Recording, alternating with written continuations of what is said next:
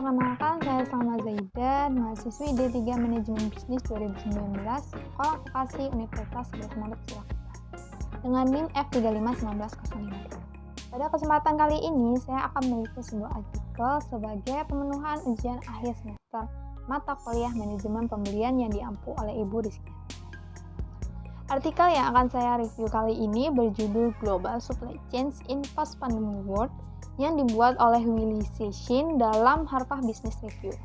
Tujuan dari penulisan artikel ini sendiri adalah untuk memberitahukan pembaca tentang langkah-langkah dalam pemetaan rantai pasokan, di mana setelah pandemi COVID-19 ini diharapkan perusahaan-perusahaan menjadi lebih siap dan tangguh untuk menghadapi guncangan di masa mendatang tanpa harus mengorbankan daya saing mereka. Di dalam artikel disebutkan bahwasannya ketika pandemi COVID-19 mereda, dunia akan terlihat sangat berbeda. Adanya perang dagang antara Amerika Serikat dengan Cina dan juga guncangan penawaran maupun permintaan yang terjadi akibat COVID-19 memicu kebangkitan nasionalisme ekonomi.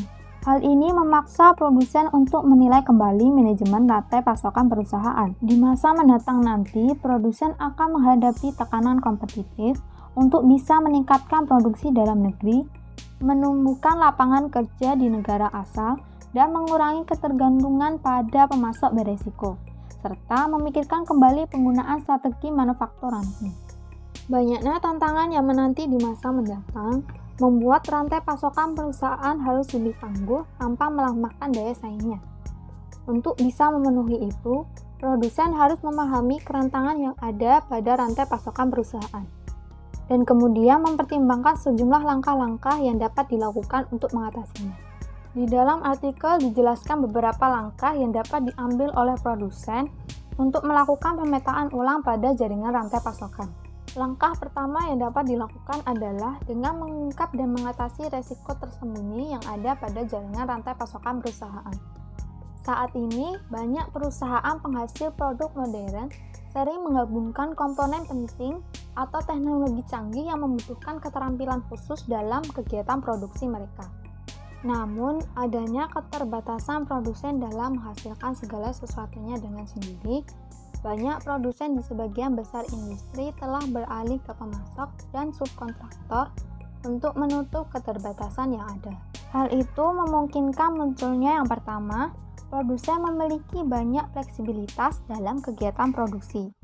Yang kedua, hal ini dapat membuka kerentanan ataupun resiko ketergantungan pada pemasok yang berada jauh di dalam jaringan perusahaan. Beberapa cara yang dapat dilakukan untuk mengatasi resiko tersebut adalah: yang pertama, mengidentifikasi kerentanan rantai pasokan perusahaan, yaitu dengan cara memetakan seluruh jaringan rantai pasokan untuk mengetahui kerentanan yang ada di dalam dari pemetaan ini sendiri adalah untuk mengkategorikan pemasok sebagai pemasok beresiko rendah, beresiko sedang, ataupun beresiko tinggi.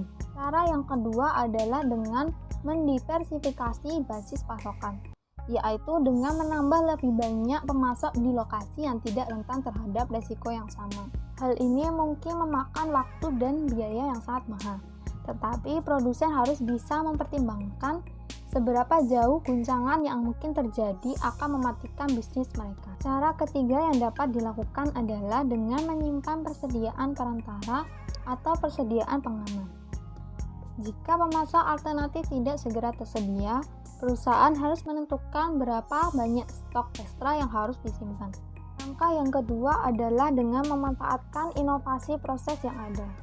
Menjelajahi inovasi proses produksi ataupun teknologi baru akan dapat menurunkan biaya dan meningkatkan fleksibilitas rantai pasokan ketika menghadapi gangguan. Dalam artikel disebutkan 4 jenis inovasi proses yang dapat diterapkan.